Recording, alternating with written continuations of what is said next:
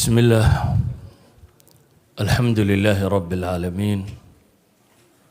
وصل اللهم على النبي محمد وعلى آله وصحبه وسلم تسليما كثيرا، وبعد، فسلام الله عليكم ورحمته وبركاته. إن شاء الله تعالى ووقت الدم بكلماتكم وبنران دونا وكصابسا جاليدا مسلم كي قلبيت كتشوه هي مستقبل كيدا وحي أنفعية وقتي وحقايا سومالدو دقنيت، لكن واحد مودع إني سيميل ميان أما دأيرتيدو دنكي دأدا ويني وسعوتي دنانا هنا يسعودان مستقبلكو عصريا دنبه ووحلا صاداليو علمادي هورانا واجران المسلمين تهادد وحكو قرية مسي السادالية مثل ابن خلدون وكله وحلي فكرة ليلادو التشوف. علماء قاركود وحيلين رأي ليلادو اليوسفيات أو نسبين يا نبي يوسف. نبي يوسف سا قرآن كو قرآن ومدبوح وخطط أما تخطيط الدقي شن يطبان سنة صوص عدا السيدي أيو نولان لهيد والريو وفصيري أو كتل ما ميتو سنة أواري إني سومري دونان يتدوى كالو أي براري دونان iyo hal sano marka istiraatiijiyaadkii dadkani uu ku badbaadi lahaa buu kaga hadlay. waxaa kaloo ay culamada qaarkood ku tilmaamaan al-istibsaar,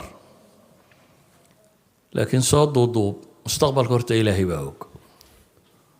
qul laa yaclamu man fi الsamaawaati waal-ardi al-ghayba ila allah. ilaahay wuxuu leeyahay cirka kuwa jooga iyo dhulka kuwa joogaba cid qayb ogi ma jirto alle mooyaane subxaanahu wa tacaala. laakiin bini aadamku marka uu eego taariikhdii hore tagtay iyo dhaqankii bini aadamku soo ahaan jiray, eego waaqaca markaa uu la nool yahay iyo bayaanaadka ama dhaytada uu haysto, wuxuu saadaalin karaa itijaaha loo socdo markaa. maantana waa culuum ku tiro badan dowladaha horumaray. buxuusta laga qoro 97% waxaa qoray bay yidhaahdaan dad yawakan shirikaadka saadaaliya, siyaasiyiinta saadaaliya,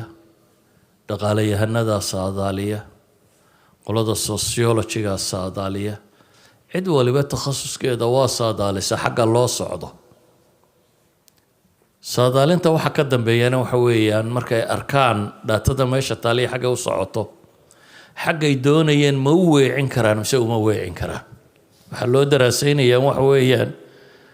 sida ay rabaan ma u weecin karaan. oo bulshada hadday culturekeeda tahay, hadday dhaqaaladeeda tahay, hadday siyaasadeeda tahay, cid waliba waxay saadaalinayso danta ay ka leedahay waa inay weeciso. إلهنا قرآن كوحنا وقت المامة يقول سيروا في الأرض فانظروا كيف كان عاقبة المكذبين. تاريخ الدراسية للي يقول كمرة وبالوحة اكتان عربتي كوي اللي الرسول كيس بيني ماشي كو قبوبين آيات كلا إلهي واكو الرمي والعاقبة للمتقين. صد ضدوبهان diinta ilaahay baa ballan qaaday inay joogayso, laakiin waxaynu saadaalinaa waxa weeyaan ma aha diinta islaamiga maxaa ku dhici doona. waxaynu saadaalinaa waxa weeyaan inagu kuwa ku guulaystay inay diinta haystaan ma noqonayna. ilaahay quraanka wuxuu ku leeyahay wain tatawallow,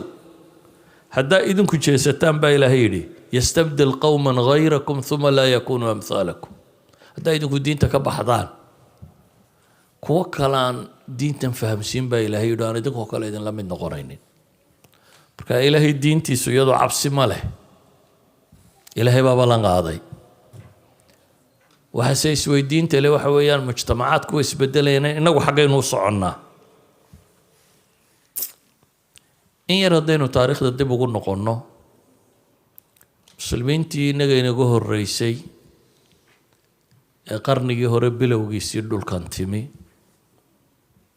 ee dagaalkii koowaad ee dunida muslimiin badan baa shaam ka qaxay meeshan iminka la isku haysto in badan baa latin america tegay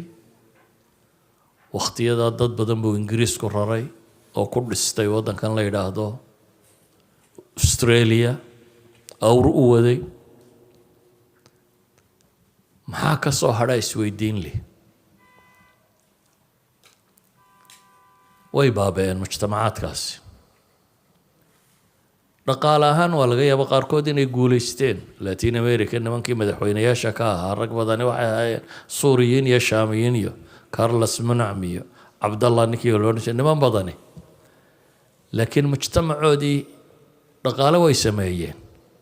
laakiin diintii waa ka luntay waxa isweydiinta leh iyagu reer galbeedku hadda waa cabanayaan waxaanay u arkaan iyaga laftoodu inay sii hoobanayaan su-aasha isweydiinta leh markaa inaguna waxa weeyaan inana ma la hoobanaynaa mise inana nafteenana waa badbaadinaynaa wixii aynu badbaadin karnana iyagaynu ka badbaadinaynaa iyaga aqoon-yahankooda wuxuu isku raacsiisan yahay inay meel daran ku sii socdaan culturally inay burbureen diintoodii inay ka tageen hadda waxaa la yidhaahdaa waa waqtigii ugu horreysay bay yidhaahdaane ingiriiska gudihiisa kiniisadda injiilikanku ay noqoto minority 34% bay soo baxda waa kiniisaddii boqortooyada ee waddankan lahaa dadka rumaysani dadka kale diimo kale iyo diin laawayaal iyo waxaas isugu jiraan laakiin wixii haystay madhabkoodii baa 34% sii maraya marka waxay leeyihin culturally waa sii fooraraan dhaqaale ahaan waa sii fooraraan da ahaan shaykhuukha way gaboobayaan da-yartooduna way yar tahay guri ahaan faamiligu wuu ka burburay tafakuk baa ku dhacay injaab ma jiro caruur la dhalayaa ma jirto aad bay u dayrinayaan ilaa qaarkood ay qoreen bugaag ay u bixiyeen the death of the west way dayrinayaan inana ma raacaynaa waxay ka cabanayeen un baynu dee la gelaynaa ileene waddadaa ma maraynaa mise waxbaa inaga hadhayaa su-aasha isweydiinta lahayd innaga trendku dhanku u socdo iyagu ixsaayaadkay sameeyaan waxay yidhaahdaan waa kuwan isu haya kuwan shacbawiga ah ururadan cusub ee hadda bilaabmaya midigta foga ee qaxoonti la dagaalanka iyo baabkan wada ee qaba ee dhaqankeennii baa bedelmaya afkeennii baa bedelmaya immigrationkan tirada badan leh waxa weeyaan waa qaab laynoo gumaysanayo loo inoo qabsanayo aan ka hortagno waa qoladaa dagaalka ku jirta iminka siyaasadda galbeedkaba ugu xoog badan axsaabta iminka ugu xoog badan ka mid a qolada cagsigooda ahina waxay leeyihin waa nimankan dhaqaale ahaanna waa ku dhisanaynaa dhulka oo awalba yurub dagaalkii labaad ee dunida markay burburtay xawaalay 50 milyan iska dishay dhismaheedii dadkii ugu badnaayee ka qayb qaatay waa dadkii ay gumaysteen muslimiinta ahaa waa north africa waa afrikada madoowa kale waa turkida tan 9 milyan meelahaasa ka soo galay waa indochina indiya iyo bakistan iyo bangaladesh iyo dadkan yurub dadkaasaa dhisay sidaynu inaguba carabta u dhisnay beriga ay shidaalka heleen ayaa loo soo qaxay wadanadaa lagu dhistay waxay qabaan qolada kalena war nimankani way milmayaan only 3 generations weeyaan bay leeyihin generationka koowaad aan iska hayno generationka ay dhalaanee ku xiga 50-50 bay noqonayaan bay leeyihin generationka saddexaadna waa innaga bay leeyihin marka waa dad soo kordhay oo bini aadamka waa iyagaa dhaqaale ahee kuwan hore aan isaga dul qaadanayo qayladooda iyo masaajidooda iyo waxay wataan oo dhan bay u arkaan. waxay leeyihiin tira ahaan inama taahiirinayaan oo dadka Yurubiyanka ee diinta gala bay yidhaahdeen iyo muslimka ka baxa way is leegihiin. 23% bay labadaba ku qiyaasaan. statistics-kay sameeyaan waxay ku tilmaamayaan 15 jir ilaa 19 jir da'dooda u dhaxaysa 32% baan muslim ahayn ee diin islaam lagu dhalay guri muslim ku soo koray. 32% waa waqti aad u badan, dad aad u badan first generation kii ah ee lagu dhalo meesha. haddaba su-aashu waxay tahay ma badbaadi karnaa? guud ahaan taariikhda waxay noo tilmaamaysaa dad badbaaday oo dee rusushuba dhul gaaleed bay yimaadeen. nebi maxamed gaaluu ka soo dhex baxay, saxaabadu gaalay la noolaayeen, laakiin dad mabaadi' haysta oo iyagu wax bedelaya bay haayeen. dadku Abu Sufyaan oo gaal ahaa markuu boqorkii Romanska la kulmay, Heraclius ninkii la odhan jiray, 13 su'aalood buu weydiiyey.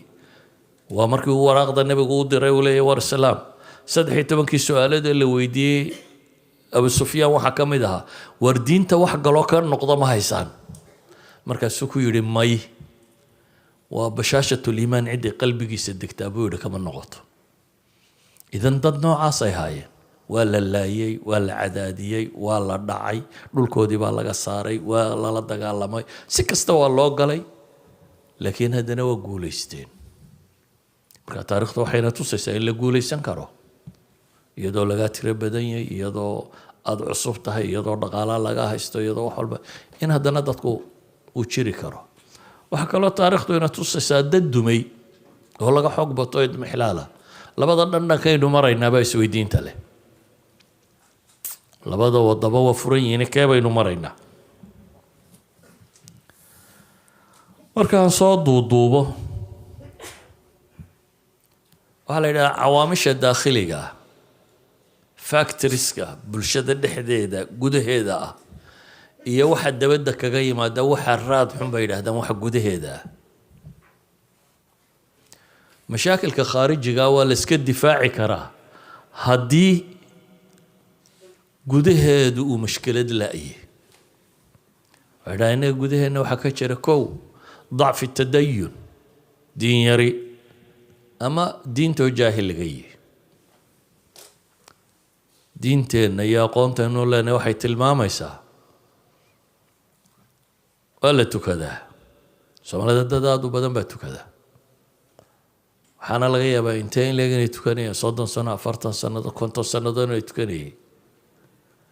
dadkaa 50 sannadood tukanayay haddaynu faatixada macnaheeda weydiino oo uu maalin walba 17 jeer akhrinaya inta garanaysaa waa yartay. idan waa dhib ummad maalin kasta akhrida 17 jeer 7 aayadood oo qura oo ilaa maantana 7 aayadood garanin. waa 7 aayadood oo keliya oo maalin kasta 17 jeer aynu akhriyayno. walidaalika waxay yidhaahdaan kitaabka qur-aanka ahi waa kitaabka dunida loogu akhris badan yahay oo dee intaasoo balyan oo muslimaa tukata oo maalintii qur-aan akhrida. waana kitaabka loogu aqoon daran yahay bay yidhahdaan. inta garanaysaa yar, inta wuxuun ka xifdisane waa tiro badantay, inta se garanaysaa ayaa yar. marka waxaynu leenahay mashaakilkeenna waxaa ugu horeeya jahliga diinteenna inaga haysta ama dacfu tadayunka isagaa keenay. ku dhaqanka diintu inuu daciifo taasaa keentay. ka labaad ee mashaakilka inagu ahay waa tafaruq. waa inaynu kala tagsannay. muslimiinta qaarkood qowmiyaad baynu ku kala tagsannay, qaar afaf baynu ku kala tagsannay, inta soo hadhaa qabiil bay kusii kala tagsantay, inta kasii hadhaa madaahib fiqiya ku kala tagsantay, inta kasii hadhaa wadaadadeedaaba sii muransan. idan waa ummad khilaafku waad moodo inuu asal u noqday. taasi waxay sababaysaa bay leeyihin iyagoo awalba dhaqaalahoodu yaraa in dhaqaalahoodu sii yaraado, waxay qaban karaan inuu sii yaraado, waktigoodu sii yaraado, haddii ay sii qaybsanto ummaddu.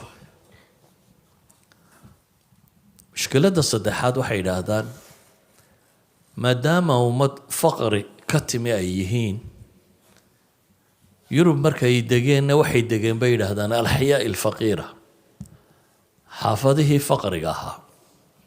xaafadaha faqrigii waxay caan ku yihiin markaasi oo loo yaqaanaa criminalska ku badan, dembiyada badan, mukhadaraadka ku badan, iskuuladooda qualitigooda liita, dhib badan baa ka jirta. oo طبقة الوسطى ama طبقaadka sare at least way ka crimes yaryihiin xaafadahoodu, iskuulkoodu wuu ka quality fiican yahay kuwan iskuulkooda, wax kasta mukhadaraadkooda wuu ka yaryahay kuwan mukhadaraadkooda. marka environmentkuna hadduu kaasii xumaado, iyagoo gaala ahaa haddana aad adigu jaar la sii tahay, kuwii criminalska ahaa ee mukhadaraadka watay ee iskuulka xumaa ee dhibta badan ay haysatay, haddaad la sii degto adna waa kugu daaranayaan, adna waxaad ka mid noqonaysaa environmentkaasaad ka mid noqotay.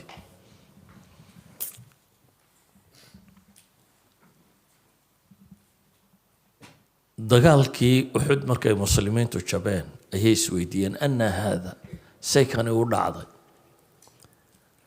ilaahay wuxuu ugu jawaabay qul huwa min cindi anfusikum. lagama waramin gaalada iyo xooggoodii iyo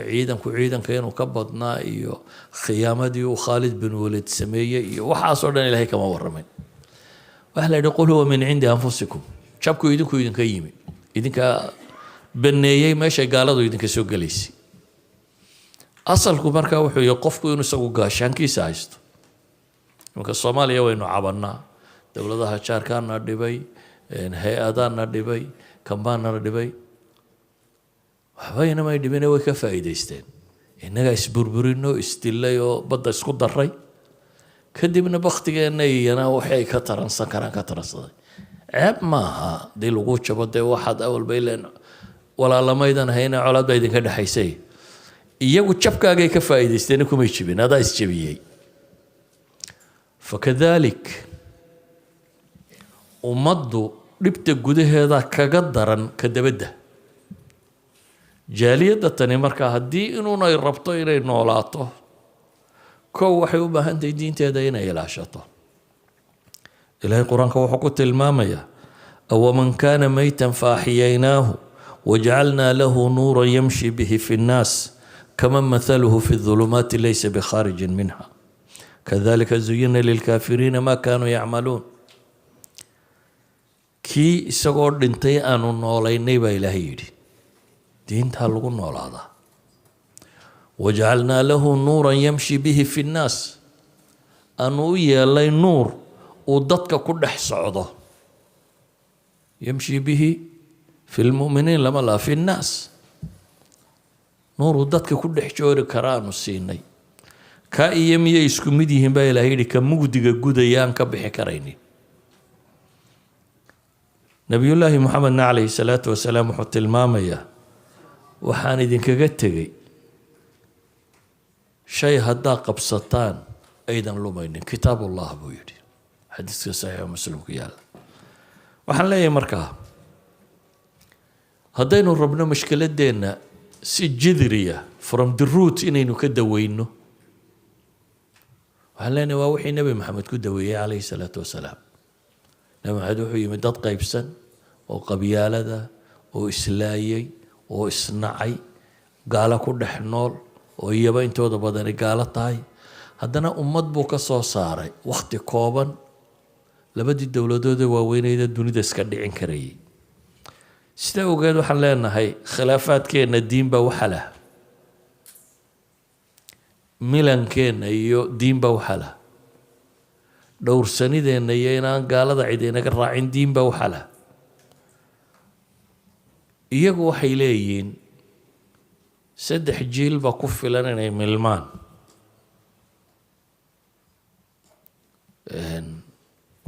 waana dhacday muslimiin milantay, bale masaajidoodii qaar baa baarking ay hadayeen north america masaajiddoodadii hore muslimiinta dhiseen inta la iibiyey buu iminka waa car parking meel gawaadhida la dhigto oo qoladii iibsatay waxay ka dhigtay inuu gawaadhida isagoo calaamadihiisi iyo wixiisii oo dhan leh ayaa gawaadhida lagu xareeyaa sababtuna waxa weeyaan dee idinku waa dhisteene kuwa dambe ma haynayaan baa isweydiinta leh idinku waa dhisteene kuwa dambe ma haynayaan adduunkuna waa imtixaan inta aad joogto imtixaanka noociyadkiisu ma isbedela inagu imtixaan adag baad soo doonanay ما كان الله ليذر المؤمنين على ما أنتم عليه حتى يميز الخبيث من الطيب إلهي وإذا نتحامى يا بالدين لا يكون نفيعا يكون أكسن لك للسوعي من دعي كرتا هذا بيننا بدبادنه ها بين لنا لكن هذين وصائش أديك سنه حاوه الرأي كو وإلهي كتابك سينا نقبصنه كتابك قرآن كاي wuxuu daawo ka yahay mashaakilka inaa haysto dhan waxay yidhahdaan mashaakilka bini aadamku dhac waa laba midood shubha fi lcaqiida in diintiisa laga shakisiiyo iyo shahawaati nafs oo ah naftu waxay jeceshay xoolo naago mansab iyo wixii lamida labada mid buu ku fasaahadaa labadaba waxa daawo u ah qur-aanka kan إلهي القرآن كوحين وقلت المامية يا أيها الناس قد جاءتكم موعظة من ربكم وشفاء لما في الصدور وهدى ورحمة للمؤمنين يا أيها الناس با إلهي لي وارضضوا القرآن كو يقول هذا ليا ضدكم مؤمنين تاما يوادت كوردن آيات كمؤمن كان الله هذا القرآن كو آيات كوبا سيجارنا وهذا يا أيها الذين آمنوا قرآن كأنتي سبضني أما لو كتاب الله هذا الساعة أما قال لك ورما الساعة أما الناس صورنا بلا الله هذا يا منافقين بلا الله قالوا وقالكوا قرآن كما برو ما يسنسي الله قول هذا يا قرآن كو أدلة دي ساعة اللي قابوا وطا قرآن كو معجزة النبي محمد عليه الصلاة والسلام ورسالة النبي محمد قال هذا قلب إلهي لها وحد قتل هذا الساطن سأوجد إلهي وحلي يا أيها الناس وارددوا قد جاءتكم موعظة من ربكم وشفاء لما في الصدور وانا إلهي حقي سيد كتمي الترغيب والترهيب انت تكلوانيه جنية النار لو شيء ما قال بقى جنية النار لو شيء يا ها بنادم كوا بنادم كيو وعبصدا وهنقرودا طمع قلا أنت المامي إن شيخة يعني ودنا نم بروفيسور ها مركي دمنا منستر نقضي إما كان ما القبين وملحدة أيوه وحو شرحي آياتك عذابك كورا وحو كيري دقيسو وحكا دم يوم بنكو شرحي هذا أمر رمي أمر رميني dabeetana wuxuu u sharxay qur-aanku siduu cadaabka uga warramay iyo dadka gaaleedina wixii gaalooba halka ay gelayaan subaxiibu wuxuu yidhi islaantiisii baa ii timi xaaskiisii waxay ku tiri habaar baad qabtaaye maxaa odaygaygi maxaad xalay ku akhriday waxaaba odaygii xalay muuse xaxal u dhawaaba ooyay bay tiri odaygii xalayto il iyo baal isma keenin u yeedh baan ku idhi buu yidhi maalintii dambena jannu ku akhriyay waxaa jannada ka damay maxaan uga dan leeyahay nabiyullaahi maxamed baa intuu ku akhriyay gaaladu afka qaban jirtay bes ay lahaayeen bini aadamku waa isku mid qof waliba wuu cabsadaa qof walibana tamaca iyo nolol fiican inuu galo wuu ku haminayaa waa mawcida wuxuu kaloo qur-aanku yahay shifaaun lima fi suduur wax kasta oo laabad ku jira waxaynugu soo kordhay markaynu waddankeennii joognay waxyaaba musallamaada baa jiray arkaanul iimaanku dood inagagama jirin dadku ilaahay bay rumaysnaayeen aakhiray rumaysnaayeen nebi maxamed bay rumaysnaayeen calayhi salaatu wasalaam قرآن كي رميسنايين أركان الإيمان كالستة والله رميسنا سيدا وقد لقما يابا علماء إنay kuwa in badan sharxayeen waayo dee musallam bay dadka u ahayd halkan baa la yimo intuba muran ku jirto ilaahay inuu jiro lagu murmayo quraanku inuu kitaab alla yahay laga murmayo nabi maxamed inuu nabi yahay laga murmayo aakhira inay jirto laga murmayo ilmaha yare soo koraya ee muranka iskuulka loogu dhigayo ee aan wax kale oo uu xejisto loo dhigayna aanay jirin shubahaadkaasi intay ku leekaanayaan waxaana intaba quraanku uu ka jawaabay laakiin inagaan dee daraasaynin tusaalaan siinaya qolada ilaahay ka muranta kuwa suga jiritaanka ilaahay subxaanahu wa tacaala ee falaasafada iyo saynisyaanada waxa kani argumentskooda ama daliiladooda saddex baa ugu waaweyn waxa ugu weyn waxay yidhahdaan daliil ulxuduuth dunidan yaa sameeyey way joogtaaye mar bay bilaabantay eeyaa bilaabay xagay ka timi waxa ugu weyn oo kale design argument wax kasta oo design idha haddaad aragto waa inuu designer jiraa cid qaabaysa gaadhigaa iska ordaya uu iska samaysmoon cidima aqbasho waa design buu leey waa inuu cid design garaysay jirtaa design haddaad aragto maalan taariikhdii dadkii hore ayaa nooga warrama meel bay qodaan waxay ugu tagaan dhismayaal maxaa loo odhan waayo waa dhagxan iska daadatay meeshoo taalla dad baa ku noolaan jiray sababtu waa maxay designkan baa tilmaamaya inaanay waxaan macquul ahayn dhagax isdul fuulfuulay inay tahay qodobka saddexaad ay tilmaamaan ee daliilkooda kale ugu xooga badan leh waa daliilul cinaaya waxay ku tilmaamaan waa dunidani waxay u dhisan tahay inaynu ku noolaano wax kastoo baahi nololeed ah wuu yaallaa meelaha kale ma yaallo idan bini aadamku in waxaan loogu talagalay mid iyaga ka mid ah wuxuu lahaa waxay la mid tahay hudheel wax walba lagu sii dhigay cid ku ogeydo ku garanaysay cunada waxaad uga baahantahay marada waxaad uga meesha lagugu sii diyaariyo lagugu casuumay bay u agtahay buu leeyahy waa kuwan yidhaahdaa qadaayaadka fisikska constantska la sheego oo dhamme in yare hadduu isbedelo noloshu ma jirteen yaa waxaan oo dhan thaabit ka dhigay ugu sii talagalay saddexda daliile caqliga ay tilmaamaan saddexdaba qur-aan baa tilmaamaya am khuliquu min gayri shayin am hum lkhaaliquun am khalaquu الsamaawaati wاlard bal laa yuuqinuun waa daliil qur-aan oo aayad qur-aan oo haddaynu daraasayno si fiican loo arkayo daliilu nidaam iyo kownku siduu u dhisan yahay ilaahay baa inoo tilmaamaya qul unduruu maada fi الsamaawaati wاlard war cirkiyo dhulka eega إن في خلق السماوات والأرض واختلاف الليل والنهار والفلك التي تجري في البحر بما ينفع الناس وما أنزل الله من السماء من ماء آيات رب ظله أي إلهي تلمامية بل وحي لينا لي وفي الأرض آيات للموقنين وفي أنفسكم أفلا تبصرون والديسايند قفك بين آدم كاسد إلهي وأبوري حتى markii la wada baran kari waayay qofka bini aadamka koonka kale oo dhan markaynu ka nimaadno oo wali wax badan majhuul inaga yiin ayaa waxay noqotay barashadiisa in cadcad loo gooyay in la wada dhigan kari maaye dhakhtar baa il ku takhasusay mid baa kali ku takhasusay mid baa qanjidhada ku takhasusay mid baa neerfa ku takhasusay mid baa mafaasisha halka la iskaga xidho lafaha iyo intaasi ku takhasusay mid baa caloolku mid baa samba mid baa wadne mid maxaa bini aadamka loo googooyey waa siduu cajabta u tahay abuurkiisu ilaahayna wuxuu leeyahay wafii anfusikum afalaa tubsiruun idan waxaan uga dan leeyahay aayadkan idinku tilmaamaya may inagu markaynu waddankeennii joognay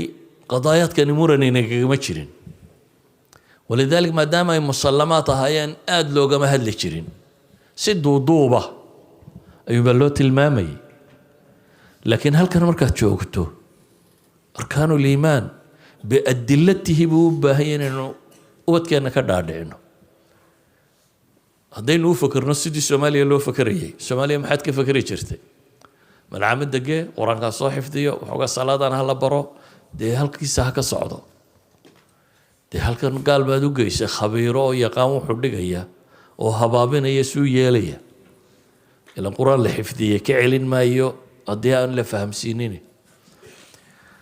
waxaan markaa waxaynu u baahnay inaan quraanka fahamno ilaahay baa wuxuu leeyahay wanunazilu min alqur'aani maa huwa shifaa lama odhanin dawaa quraanku waa dawa lama odhan waayo dawada marar baa waxa dhacda intaad liqday inay ku daweyn weydo laasbaabin ma laakiin waxaa la yidhi waa shifaa shifaagu waa bogsiin waa caafimaad xanuun kastoo aad qabto oo nafta gala shakiya murana kan ah baahi kastoo diineed oo aad qabto quraan baa kaa daweynaya baa ilaahay leeyahay subxaana wa tacaala laakiin wuxuu u baahan yahay quraanku inaynu fahmno isagaa ina sugaya waxaynu u baahanay inaynu ilaahay in badan tala saaran oo barino quraanka waxaad akhrisaa ambiyo badan oo ilaahay baryaysa oo ilaahay baryadii ka aqbalay oo wax laga aqbalay oo wax bini aadamka agtiisa fog uu ku yaan la aqbali karin nabi ilma dhali waayay oo gaboobay oo islaantiisii gabowday oo ilaahay isu cusboonaysiiyo ilma la siiyey mid badul liqday oo haddana kalluun sii liqay oo calool kalluun isagoo ku jira ilaahay baryay oo ilaahay ka soo saaray quraanku wuxuu inoo tilmaamayaa markaa qofka ilaahay dhab ugu xidhanay dhab u barya in ilaahay badbaadinayo xataa nabiyullaahi maxamed baa ilaahay leeyay waxaad ku badbaaday walowlaa an thabatnaaka laqad kitta tarkanuu ilayhim shay-an qaliil haddaanan annagu ku sugin baa ilaahay yidhi makriga gaaladu wadaan waaba xaggoodaad u dhowaan kari lahayd baa layidhi waad u eelan kari lahayd waraasikuuna fi lcilmi markii ilaahay ka warramay waxaa lagu tilmaamay kuwa cilmigu biyo dhiga ee raasikha ahi iyaguna inay yidhahdaan rabbanaa laa tusi quluubana bacda id hadaytana wahab lana min ladunka raxmatan innaka anta alwahaab ilaahayow qalbiga iyaga sug nabi muxamedna calayhi salaatu wasalaam intuu sheegay quluubta bini aadamku inay ilaahay gacantiisa ku jiraan ayuu kadib ilaahay baryay isagoo le allahuma musarif alquluubi sarif quluubana calaa taacatik ilaha qalbiga bini aadamka gagadiyow qalbigayga taacadaada xaggeeda u gadi waxaa laynooga baahan yahay cadam atacarudu ila alfitna waxaynu u baahannahay ilaahay dikrigiisa inaynu badino alaa bidikri illaahi tatma'inu alquluub intii aan laga waramin aakhiro iyo ajarka la helayo waxa la soo horreysiiyey adduunka manfacu inoo leeyay oo waxaa la yidhi ilaahay dikrigiisa jannadaa lagu gala lama soo horreysiin aayaadka ka dambeeya ilaahay kusii tilmaamaya laakiin waxaa laguu soo horreysiiyey tan inuu wax kaaga tarayo walidaalika cibaadaadkao dhan qur-aanku wuxuu tilmaamayaa intaan aakhiro la tegin adduunka inay wax ka taraan ina salaata tanhaa can alfaxshaai waalmunkar ilaahay muxuu tilmaamaya khuliqa alinsaanu haluuca idaa masahu sharu jazuuca waidaa masahu alkhayru manuuca ila almusaliin baa ilaahay tilmaamaya طبعiga bini aadamku inuu noocaa yahay mid markuu wax helana hunguri badan oo aan waxba bixin markuu wax waayana calaacal badan oo qayliya ila almusaliin baa ilaahay yidhi kuwaasi laakiin ma laha sifaadkaas idan cibaadaadka layna faray adduunkan ba wax ka taraan intaynan aakhiro tegin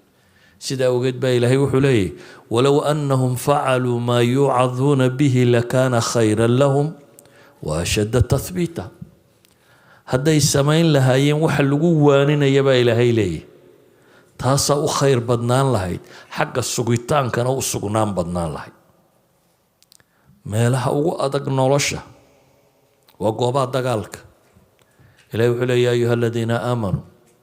idaa laqiitum fi'atan fahbutuu war dadka muuminiinta haddaa goob dagaal timaadaan oo ciidan ishaleeshaan war sugma haye wadkuru llaha kathiira lacalakum tuflixuun baa ilaahay ilaahay xusa xuska ilaahay baa idin sugaye ilaahay xusa buu alla leeyahy subxaana wa tacaala idan taacada badani dikriga badani wayna sugayaa ilaahay qur-aanka wuxuu nabiga u tilmaamaya calayhi salaatu wasalaam inuu adkaysto nolosha waxaan sabir lagu gaadhin ma jiro waxbarashadu sabir bay u baahan tahay shaqadu sabir bay u baahan tahay caruurta in la koriyaa sabir bay u baahan nolosha oo dhammi sabir bay u baahan qof aan sabir lahayn nolosha waxba kama gaadho sida ogeed baa ilaahay nabigiisii maxamed calayhi salaatu wasalaam oo loogaya wuxuu dhib u soo maray diintan baa ilaahay la hadlay oo waxaa la yidhi fasbir kamaa sabara ululcasmi min alrusul u sabir siday u sabreen rusushii go-aanka adag lahaa ululcasmiga kuwii ahaa siday u sabreen oo kale u sabir baa ilaahay yidhi oo walaa tastacjil lahum ha degdegin nabiyullaahi muusa tolkii ku lahaa qaala muusa liqowmi استعينوا بالله واصبروا إن الأرض لله يورثها من يشاء من عباده والعاقبة للمتقين سينو سغنا وحينو باهنahay inaynu bii'a saalixa samaysano waa masaajida iyo dhulkaynu isugu nimaadno iyo dadka wanaagsan inay isku xidhnaadaan nabi maxamed baa ilaahay qur-aanka u tilmaamay calayhi salaatu wasalaam واصبر نفسك مع الذين يدعون ربهم بالغداة والعشي نفتادا waxaad ku sabir siisaa ku xabsida inay la joogto kuwa ilaahay galin horiye galin dambe ba caabudaya isha ha u taagin baa ilaahay yidhi walaa tacdu caynaaka canhum turiidu ziinata alxayaati dunya adigoo xoole raadinayo hadday taladeenu noqoto xaggee lacag laga helaa xaggee shaqadeedu badan tahay xaggee kan lacag uun hadduu noloshaadu noqoto waxaad raadinaysaa waa jabi laakiin noloshaada waa inay ka mid noqotaa inaad masaajida iyo dhulka khayrka lagu hayo wanaagga aad ku xidhnaato ayuha alaxiba nusuusta qur-aanka iyo xadiidka ee baabkan tilmaamaya way badantay laakiin waxaan rabaa inaan idiin soo koobo waxaan ku soo koobayaa wuxuu yahay mushkilaadka khaarijiga ah ee environmentkaynu ku noolay uu keensanayo iyo mushkilaadkeenna daakhiliga ah ee diinyarideenna iyo dacfigeenna faqriga ah iyo tafaraaruqeenna uu keensanayo waxaba waxa daawo u ah innagoo ilaahay si dhaba ugu xidhana kitaabkaasina wuu ka jawaabayaa su-aal kasta aynu u baahanay oo nolosha wax kastoo waxtar ku leh ilaahay baa kafaalo qaaday inuu inooga jawaabo jawaabtiisiina waynu haysanaa laakiin waxaynu u baahanay inaynu isku dayno inaynu fahamno wax adag maaha haddii dowladda waraaqa kaaga timaado anada af ingiriisiga aqoon maxaad samaysaa dee qof waliba uu la cararaa waa hebel baa yaqaan buu yidhahdaa ayaa halkuu joogaa mid kaleo kaaga xarfaansanaya akhri waayo damba kaaga xidhan wixii dani kaaga xidhanto waa la fahmaa wuxuu doonayaaba ha noqdo inteena ugu badani waxa meelahan la yimid af ingiriisiga la aqoon laakiin markii hungurigu ku xidhmee lagu yidhi shaqayn maysid qof waliba uu bartay على الأقل أنت الله يسكت درصدو برت سووا شغتكو waxaan uga dan leeyahay wixii dani kaa gasho biniaadamku uu yeelaa ilaahay kitaabkiisa dan baa inoogu jirto oo ah inaynu inana badbaadno ubadkeenuna badbaado dadka kalena aynu diinta gaadhsiin karnaa waxay ku xidhantahay kan inaynu fahmnaana xataa haddaanu gobolkaba joogin qof dhigi kara waa keensan kartaa caruurtiina markaa tuushanka imisaa ka bixisaan waxaa laga yaabaa sabji kasta saacadda inaad ka bixiso maxay si ay 10 pound haddaad ka bixiso duu 5 saacadood qaato 50 pound waad ka dhiibaysa diinta inaad 50 ka dhiibto ma ogashay mise iyada 2 pound iyo poundka iyo waxaa laga bixinay yani bini aadamku waxa qiimo agtiisa ugu fadhiya wuu maal gashadaa إلا مالك واحد وهاي ستا إن الدنيا تقو حلو قيمة كلام ماله سؤال يقول كيف كرا عرورتا وحول السيا ورسقة السنة يا أدوك السقة دس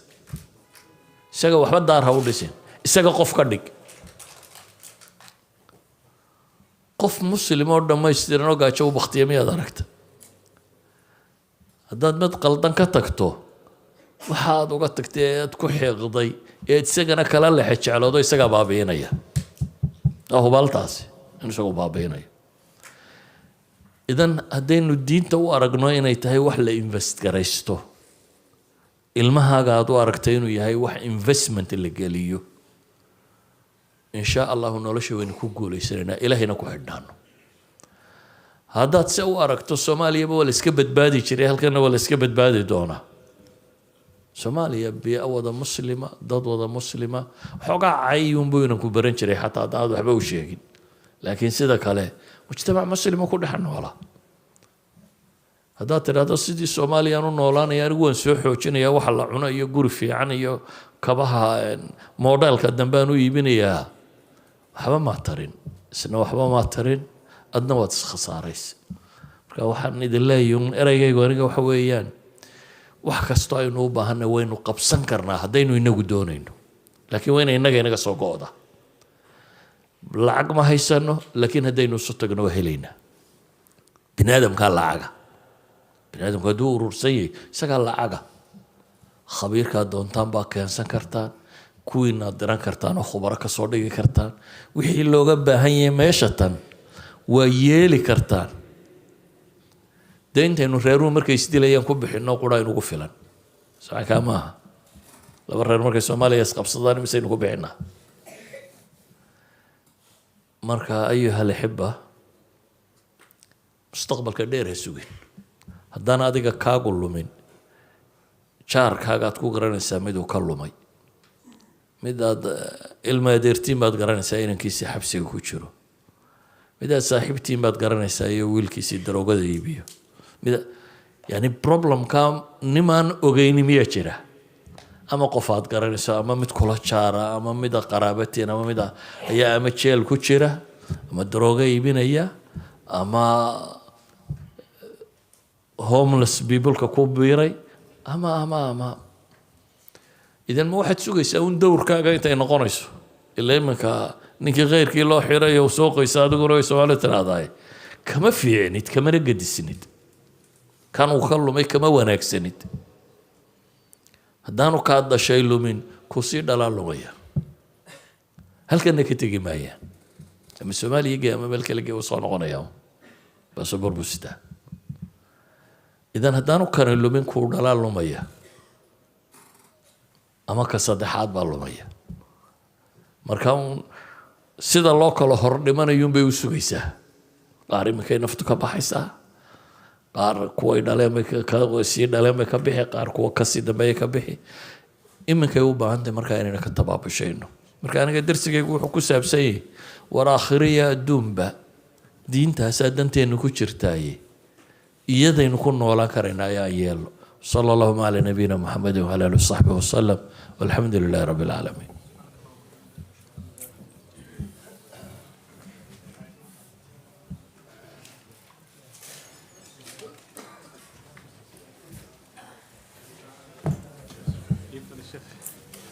جزاك الله خيرا.